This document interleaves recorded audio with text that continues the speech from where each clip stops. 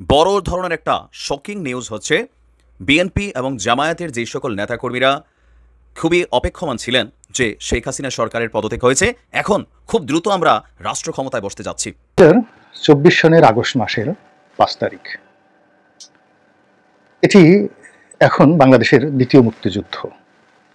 খুবই শকিং এবং ব্রেকিং একটা নিউজ হচ্ছে আওয়ামী লীগ সরকারের পতনের পর আমরা বাংলাদেশে বিএনপি অথবা জামাত ইসলাম বা আরও যে দলগুলো আছে তাদের নেতাকর্মীদের যে উচ্ছ্বাস দেখেছি, আপনাদের উচ্ছ্বাসের মধ্যে খুবই ভাটা পড়ার একটা নিউজ আছে যে বাংলাদেশ জামাত ইসলামের ভবিষ্যৎ আসলে কোথায়। প্রিয় দর্শক বন্ধুরা, আসসালামু আলাইকুম। নতুন একটি নিউজ ভিডিওতে আপনাদের জানাচ্ছি স্বাগতম। আজকের এই ভিডিওতে আপনারা দেখতে পারবেন সর্বনিম্ন ৫ বছরের জন্য ক্ষমতায় থাকছে ডক্টর ইউনূস। শুধু তাই নয় প্রিয় দর্শক বন্ধুরা, সেই সাথে সাথে কিন্তু জামাত এবং বিএনপিদের মাথায় আকাশ ভেঙে পড়লো এবং বিএনপি এবং জামায়াত বাহিনীদের কিন্তু স্বপ্নটা ভেঙে চুরমার হয়ে গেল, এমন কথাই কিন্তু জানিয়েছে গণমাধ্যম এবং ডক্টর ইউনূস। হঠাৎ কেন সেনাপ্রধান এই সিদ্ধান্ত নিলেন সর্বনিম্ন ৫ বছর থাকবে ক্ষমতায় ডক্টর ইউনূস? তাহলে কি বিএনপি এবং জামায়াতদের আশা একদমই মাটির সাথে মিশে গেল? শিক্ষার্থীরা কি তাহলে ফাইনাল ডিসিশন নিয়েই ফেললো? সব কিছু আজকের এই ভিডিওতে আপনারা বিস্তারিতর মাধ্যমে দেখতে পারবেন। সেই সাথে যে ভিডিওর অংশ বিশেষ দেখে ভিডিওগুলো শুরু করেছিলাম, সেই ভিডিওগুলো আপনারা বিস্তারিতর মাধ্যমে একের পর এক দেখতে পারবেন। তার জন্য ভিডিও স্কিপ করবেন না, সম্পূর্ণ দেখবেন। সম্মানিত দর্শক, বেশি কথা বলবো না, আপনাদের বিস্তারিত ভিডিওতে নিয়ে যাব। তার আগে একটা রিকোয়েস্ট করবো, যারা এখন এই চ্যানেল সাবস্ক্রাইব করে রাখেননি, চ্যানেল সাবস্ক্রাইব করে দিয়ে পাশে থাকা বেল আইকনটি বাজিয়ে রাখুন। ইতিমধ্যে যারা সাবস্ক্রাইব করে দিয়েছেন সকলকে জানাচ্ছি অসংখ্য ধন্যবাদ। নতুন নতুন নিউজ ভিডিও পাওয়ার জন্য অবশ্যই চ্যানেল সাবস্ক্রাইব করে চ্যানেলের সাথেই থাকবেন। চলুন এই ভিডিওতে কি লাইক দিয়ে আমরা ধারাবাহিকভাবে সেই বিস্তারিত ভিডিওগুলো একের পর এক দেখে আসি। দর্শক, এই মুহূর্তে খুবই শকিং এবং ব্রেকিং একটা নিউজ হচ্ছে আওয়ামী লীগ সরকারের পতনের পর আমরা বাংলাদেশে বিএনপি অথবা জামাত ইসলাম বা আরো যে দলগুলো আছে তাদের নেতাকর্মীদের যে উচ্ছ্বাস দেখেছি, আপনাদের উচ্ছ্বাসের মধ্যে খুবই ভাটা পড়ার একটা নিউজ আছে যে বাংলাদেশ জামাত ইসলামের ভবিষ্যৎ আসলে কোথায় যাচ্ছে। অলরেডি ডক্টর ইউনূস এই মুহূর্তে তিনি বাংলাদেশের পথে আছেন। প্যারিস থেকে ফেরার পথে দ্য প্রিন্ট নামক একটা মিডিয়া গণমাধ্যম তার একটা সাক্ষাৎকার নিয়েছিল যে আসলে বাংলাদেশে ফেরার পর এই মুহূর্তে তিনি যে অন্তর্বর্তীকালীন সরকারের প্রধান হতে যাচ্ছেন, প্রথমত এটা জেনে রাখেন ২, ৪, ৬ মাস ১-২ বছরের জন্য না, মিনিমাম ৩ থেকে ৬ বছরের জন্য ডক্টর ইউনূস প্রধানমন্ত্রী হতে যাচ্ছেন, মানে অন্তর্বর্তীকালীন প্রধানমন্ত্রী। দ্যাট মিনস এটা লং টাইম তিনি ক্ষমতায় আছেন। নির্বাচন হইতে বহুত দেরি আছে, এটা গেল এক পার্ট। এখন নির্বাচন হলেও সেই নির্বাচনে জামাত অংশগ্রহণ করতে পারবে কিনা, ডক্টর ইউনূস এই প্রিন্ট মিডিয়াকে দেওয়া সাক্ষাৎকারে যে জায়গাটা বলেছেন, বিএনপি সম্পর্কে তার মন্তব্য হচ্ছে যে বিএনপি প্রধান বিরোধী দল, ফাইন, বিএনপির এখন কতটুকু রাজনৈতিক কোয়ালিটি আছে সেটা তাদের কার্যক্রমের মাধ্যমে সামনে উঠে আসবে। পাশাপাশি যেহেতু এতদিন তারা আওয়ামী লীগ সরকারের নিপীড়নের শিকার হয়েছে, সেখান থেকে তারা কামব্যাক করবে, এটাই তার প্রত্যাশা। তবে জামাত ইসলাম সম্পর্কে তার স্পষ্ট বক্তব্য যে জামাত ইসলাম এই মুহূর্তে একটা নিষিদ্ধ দল। এই শব্দটা আপনি ফোকাসেবল ইস্যু, কারণ আওয়ামী লীগ সরকার পতনের আগে এই একটা কাজ কিন্তু যেটা করে রেখে গেছে নির্বাহী আদেশের মাধ্যমে একদম ফাইনাল, এটা কিন্তু এস্টাবলিশ করে ফেলছে। এখন এই যে সিদ্ধান্ত আওয়ামী লীগ সরকারের যে জামাত ইসলাম বাংলাদেশে আর ভবিষ্যতে কোনো রাজনীতি করতে পারবে না, এখন এই সিদ্ধান্তটা ডক্টর ইউনূসের যে অন্তর্বর্তীকালীন সরকার গঠিত হতে যাচ্ছে, সেই সরকার কি জামাতের এই সিদ্ধান্তটাকে বাতিল করবেন? আমি হচ্ছে জামাতের রাজনৈতিক ইস্যুতে যেই সিদ্ধান্ত নির্বাহী আদেশে এটা হয়ে গেছে, সেই আদেশটাকে তিনি বাতিল করে আবারও নতুন ভাবে জামাতকে কি রাজনীতির মাঠে আসার সুযোগ দিবেন কিনা। এখন জামাত ইসলামের যে নেতারা ছিল, জাতীয় নেতা বা আরো যারা নেতা কর্মীরা এতদিন যাবৎ বাংলাদেশের বিভিন্ন কারাগারে মিথ্যা হয়রানিমূলক মামলা, আবার অনেকে কার্যকর মামলাতেও আদালতে ছিল বা কারাগারে ছিল, আমরা দেখেছি যে যাদের মুক্তি হয়েছে সবার সেই মুক্তিতে কিন্তু ডক্টর ইউনূসের বা সাধারণ বৈষম্য বিরোধী ছাত্রদের অবস্থানের জায়গাটা একটু ক্ষুদ্র। আপনি যদি খেয়াল করেন, তাদের মুক্তির ইস্যুটা প্রথমে আসছে যখন রাষ্ট্রপতির সাথে সেনাপ্রধান, বিএনপি, জামাত, জাতীয় পার্টি, তারপর আসিফ নজরুল স্যার, জুনায়েদ সাকি সহ বিভিন্ন যেই নেতারা রাষ্ট্রপতির সাথে একটা বিশেষ বৈঠক করেছিলেন, সেই বৈঠকে কিন্তু তাৎক্ষণিকভাবে বেশ কিছু সিদ্ধান্ত নেওয়া হয়েছিল, যেখানে বৈষম্য বিরোধী ছাত্র আন্দোলনের যারা ফ্রন্ট লাইনের যোদ্ধা তারা কিন্তু ছিল না। এমনকি সেখানে আমরা আলোচনা দেখেছিলাম যে অন্তর্বর্তীকালীন সরকার প্রধান হিসাবে আমরা আমাদের যে ব্যাংকের গভর্নর, সাবেক গভর্নর ডক্টর সলিমুল্লাহ, সম্ভবত ওনার নাম ছিল লিস্টে, আরো অনেক নামও ছিল। তো সেই নামগুলো কিন্তু এখন বাদ চলে গেছে, শুধু সেখান থেকে একটা নাম বা বড়জোর 2টা নাম আছে। সাধারণ বৈষম্য বিরোধী ছাত্ররা যে নামগুলা দিচ্ছে রাষ্ট্রপতির, সেইভাবেই কিন্তু আপনার এই অন্তর্বর্তীকালীন সরকারটা গঠিত হতে যাচ্ছে। তো ওই দিন জামাতের ব্যাপারেও আপনার যেহেতু আওয়ামী লীগ সরকারের হাতে নিপীড়নের শিকার হয়েছে অনেকে, মিথ্যা মামলা হামলা, সেই কারণে একটা নির্বাহী আদেশে সবার জামিন করে দেওয়া হয়েছে। বৈষম্য বিরোধী ছাত্র আন্দোলনের যে সকল নেতারা বা গেল কয়েক মাস যাবৎ যে রাজনৈতিক ভাবে বিএনপিরও জামাতেরও হাজার হাজার নেতাকর্মীকে, সাধারণ মানুষকে বা দলকে সাপোর্ট করার অপরাধে আপনার যারা গ্রেপ্তার হয়েছিলেন তাদেরকে ছেড়ে দিয়েছে। এখন জামাতের যারা নেতাকর্মী আছেন, আমি আমার ফেসবুকে আমার এই পেজে তো আপনারা কানেক্ট আছেন, আপনারা আসলে কিভাবে দেখছেন যে ডক্টর ইউনূস কি আসলে জামাতের উপর যেই ব্যান্ড শব্দটা তিনি ইউজ করছেন, যে জামাত তো অলরেডি একটা নিষিদ্ধ দল, তো সেই ক্ষেত্রে তার এই বক্তব্যটা এটা কিন্তু একটা ক্লিয়ার মেসেজ। এমনকি ডক্টর ইউনূসকে নিয়ে জামাতের সাবেক অনেক নেতারা বা যারা শক্ত মিডিয়া পার্টনার আছেন কয়েকজন, তারা কিন্তু অনেক ধরনের মন্তব্য করেছিলেন। পাশাপাশি ডক্টর ইউনূসকে নিয়ে তাদেরও নেতিবাচক অনেক বক্তব্য ছিল, আওয়ামী লীগও অনেক বক্তব্য দিছে। তো সেইগুলো আসলে এখানে জরুরি না, তবে জামাতের রাজনীতিতে কামব্যাক করার যে ইস্যুটা, এটা কিন্তু আসলে একটা শক্ত অবস্থান তৈরি হয়ে যাচ্ছে। অলরেডি জামাতের অনেক কর্মী সমর্থকরা তারা মিজানুর রহমান আজাই হুজুরকে প্রধানমন্ত্রী অথবা ধর্মমন্ত্রী, আবার আরো যারা ঊর্ধ্বতন নেতা আছেন তাদেরকেও বিভিন্ন পদে দেখতেছে যে পোস্ট করেছেন। পাশাপাশি হেফাজতে ইসলাম বা চরমোনাইদের যে রাজনীতি আছে সেইটাও আসলে কতটুকু ডক্টর ইউনূসের অন্তর্বর্তীকালীন সরকারে আসলে তারা কার্যকর ভূমিকা পালন করতে পারে। হয়তো লেভেল প্লেইং ফিল্ড থাকবে, যেহেতু ডক্টর ইউনূস ক্ষমতা বসাবে না, আর্মি পেছন থেকে একটা সাপোর্ট তাদেরকে রাখবে। অন্তর্বর্তীকালীন সরকার এটাই হয়, কেয়ারটেকার সরকার যেটা হয়। কিন্তু নির্বাচনে আসার ব্যাপারে আসলে এই দলগুলো কোন ভূমিকা পাবে বা ইউনূসের সরকার তাদেরকে কি সুযোগ সুবিধা দেবে, আপনার কি মনে হচ্ছে? ডক্টর ইউনূসের এটা একটা কঠিন বার্তা। আমরা দেখলাম আন্তর্জাতিক গণমাধ্যমে তিনি যেটা বলে দিয়ে আসছেন যে জামাত তো অলরেডি একটা নিষিদ্ধ দল, এটা কিন্তু একটা সাধারণ কথা না। বিএনপির তিনি তার জায়গা থেকে ফ্লোর দিয়েছেন, কিন্তু জামাতের ফ্লোরটা দেন নাই। দেখা যাক আগামীকালকে তিনি সম্ভবত শপথ গ্রহণ করবেন, সেই সরকার কি কি করে। ব্রেকিং বড় ধরনের একটা শকিং নিউজ হচ্ছে, বিএনপি এবং জামায়াতের যে সকল নেতাকর্মীরা খুবই অপেক্ষমান ছিলেন যে শেখ হাসিনা সরকারের পদত্যাগ হয়েছে, এখন খুব দ্রুত আমরা রাষ্ট্র ক্ষমতায় বসতে যাচ্ছি। পাশাপাশি বাংলাদেশের বিভিন্ন জায়গায় স্ব নেতার জন্য ফেসবুকে যারা পোস্ট করেছেন, আপনাদের ঘুম হারাম করা খবর হচ্ছে ভাই নির্বাচন কিন্তু এখন হচ্ছে না।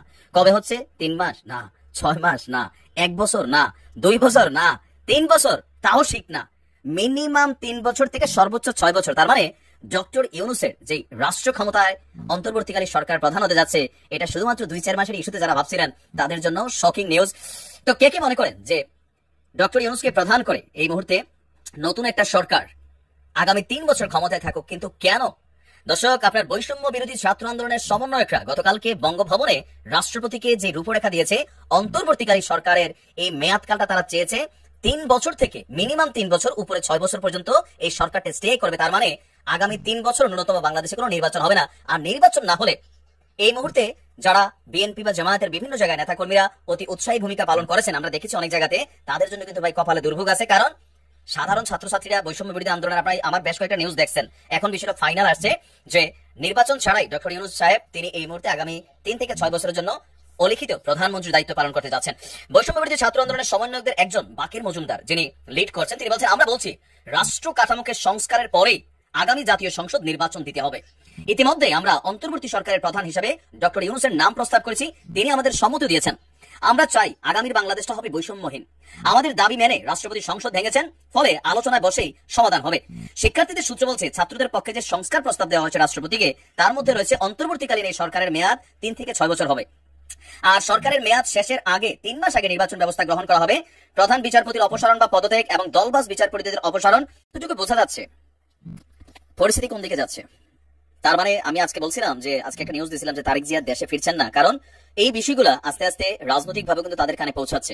এখন ধরেন যদি বৈষম্য বিরোধী আন্দোলনের এই অন্তর্বর্তীকালীন সরকারের মেয়াদ 3 থেকে 6 বছর, 3 বছরই ধরলাম হয়, তাহলে যারা অপরাধী আছেন সারা বাংলাদেশে এই মুহূর্তে, যারা অতি উৎসাহী ভূমিকা করে বিভিন্ন জায়গায় জ্বালাও পোড়াও, হত্যা, লুটপাট, তারপর হচ্ছে খুন, রাহাজানি, পাবলিক প্রপার্টিতে হাত দেওয়া, এই ঘটনাগুলো যারা করছেন প্রত্যেকে কিন্তু ঝামেলায় পড়তে যাচ্ছেন।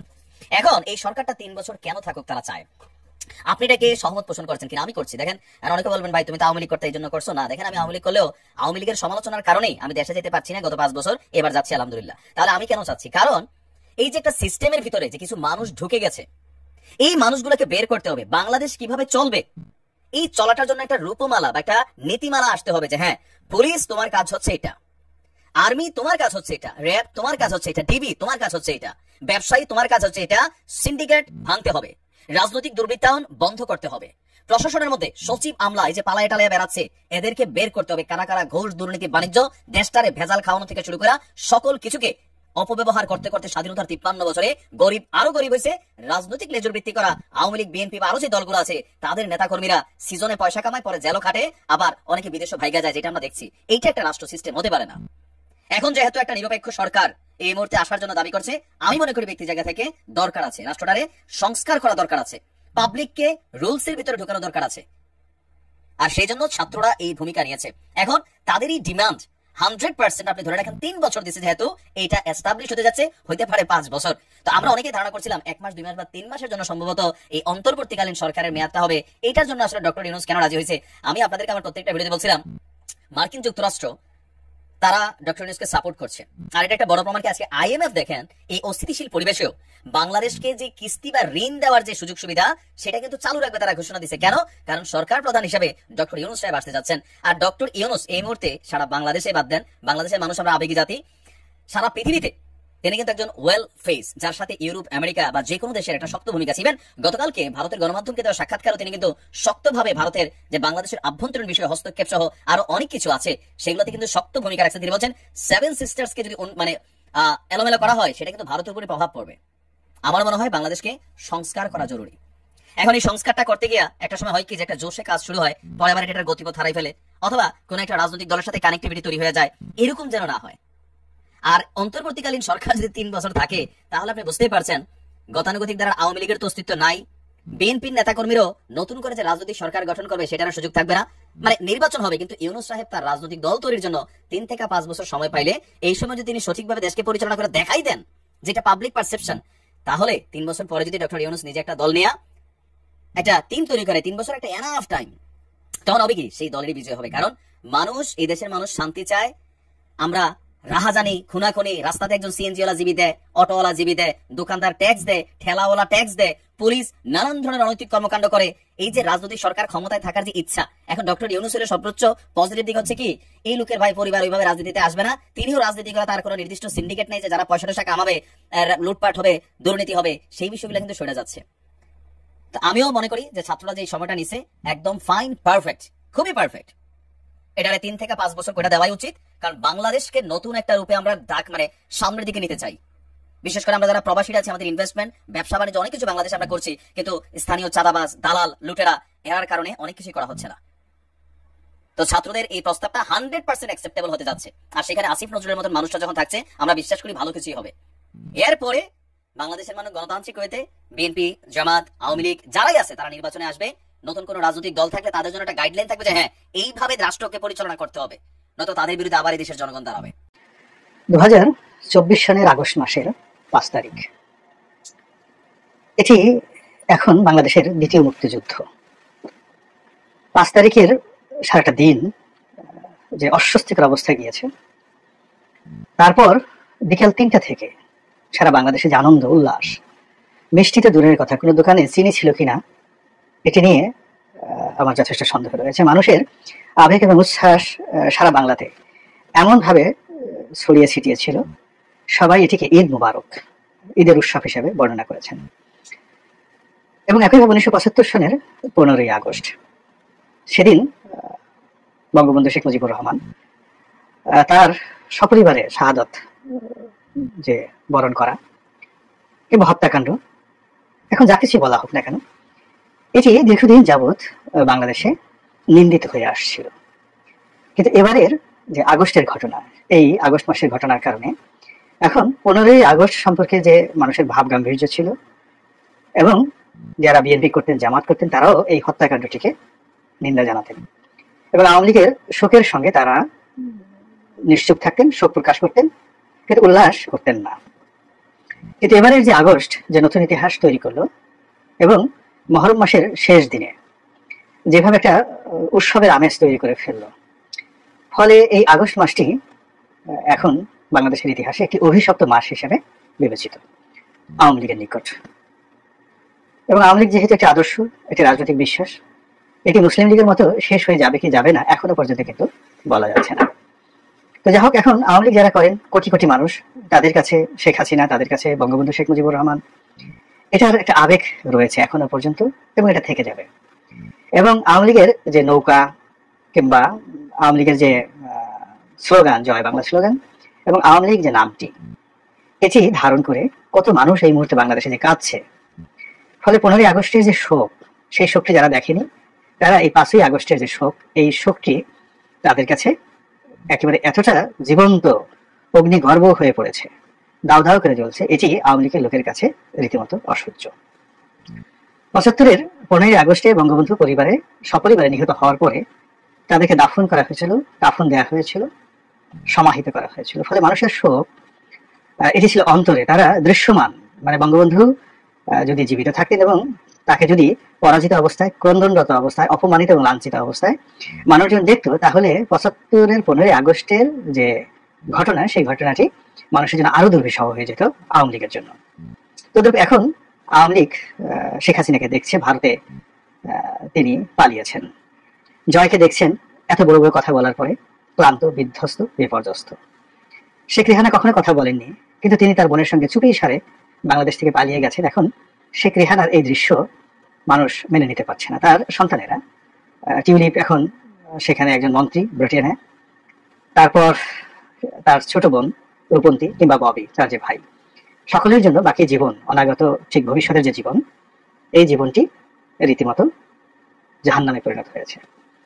পুরো শেখ পরিবার এবং শেখ উপাধি এই মুহূর্তে বাংলাদেশের একটি গালিতে পরিণত হয়েছে। যেখানে যেখানে শেখ রয়েছে, যেখানে যেখানে শেখের ভবন রয়েছে, এবং এই পরিবারের যারা সংসদ সদস্য ছিলেন, রাজনৈতিক ক্ষমতাধর ব্যক্তি ছিলেন, তারা এই সময়টাতে এসে যে বিপদ এবং বিপর্যস্তের মধ্যে পড়েছে, সেক্ষেত্রে আগস্ট মাসটি তাদের জন্য একেবারে রোজ কিয়ামতের ময়দানের মতো নতুন বিভীষিকা তৈরি হয়েছে।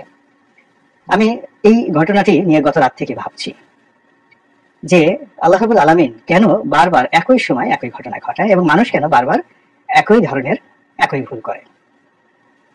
আমরা সবাই যারা এখন অহমিকা দেখাচ্ছি, দম্ভ দেখাচ্ছি, আমরা সবাই এক সময় মরে যাব, পচে যাব, গলে যাব।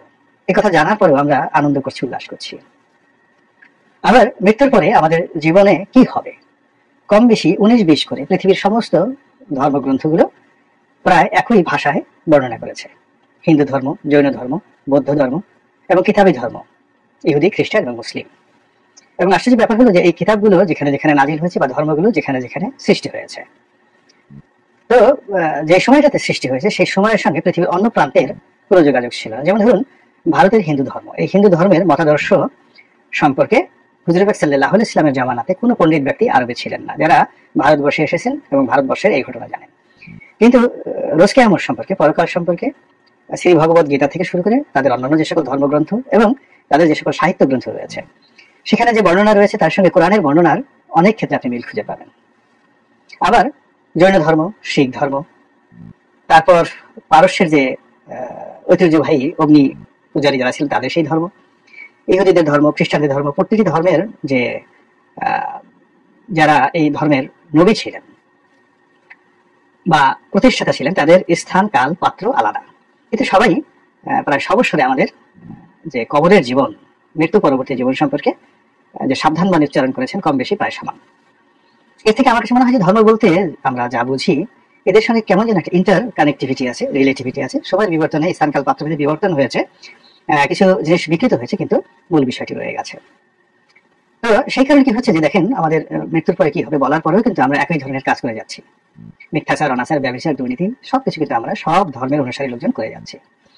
তো সেই ক্ষেত্রে বাংলাদেশে যে পরিণতি, রাজনীতির যে পরিণতি, এটি বারবার ঘটে যাচ্ছে।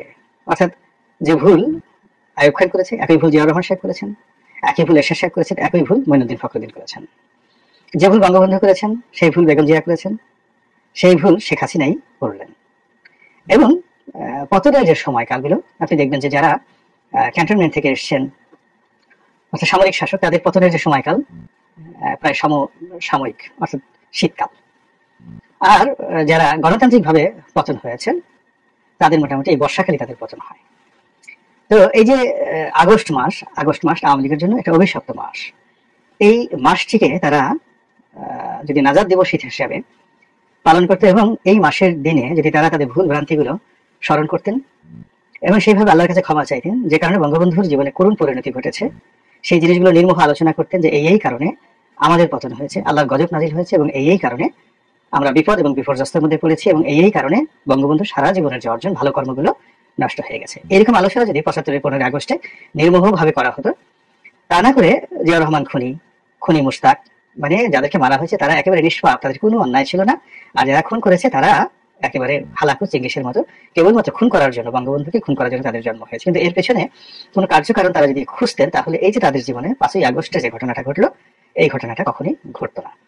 এবং দেখেন যেভাবে একেবারে শেষ দিন পর্যন্ত বঙ্গবন্ধু কন্যা যেভাবে মিথ্যা বলেছেন, এবং তার সেই ৮০ বছর বয়সে ওভাবে আসলে মিথ্যা তার মুখে মানায় না। যেভাবে তিনি গালিগালাজ করেছেন, যেভাবে তুই-তুকারি করেছেন, যেভাবে অহংকার দেখিয়েছেন, এবং আগস্ট মাসটিকে মানুষের কাছে একটা বিরক্তিকর মাস হিসেবে বর্ণনা করেছে। সারা মাস শোক প্রকাশ করতে হবে উত্তর কোরিয়ার মতো, এরপরে গরু জবাই করতে হবে, মানুষকে খাওয়াতে হবে, এবং সেই গরু আবার গ্রাম অঞ্চলে জোরাজুরি করে বিভিন্ন লোকের কাছে চাঁদা তুলে সেই গরু কেনা হবে, খিচুড়ি রান্না হবে, পোলাও রান্না হবে। এবং এই 15 আগস্টকে কেন্দ্র করে ডে বাই ডে আওয়ামী লীগের যে জুলুম এবং অত্যাচার এবং চাঁদাবাজি এমন ভাবে বাড়ছিল যে আগস্ট মাস আসলে প্রত্যন্ত অঞ্চলে যারা ছোটখাটো ব্যবসা বাণিজ্য করেন, দোকানদারি করেন, তাদের মধ্যে এক ধরনের আতঙ্ক চলে আসতো, এবং এই বিষয়টি আওয়ামী লীগের লোকজন কখনোই বিবেচনা করেনি। 2 নম্বর হলো যে সারা বাংলাদেশে বঙ্গবন্ধুর মোরাল বা ভাস্কর্য স্থাপন করার জন্য যে তোড়জোড় করা হয়েছে, এবং এটি যে একটা শিরক, এই কথাটা যারা বলেছেন তাদের উপর যে জুলুম এবং অত্যাচার করা হয়েছে। আপনি যদি ইসলাম মানেন তাহলে বলতে হবে যে এটা একটা কবিরা গুনাহ।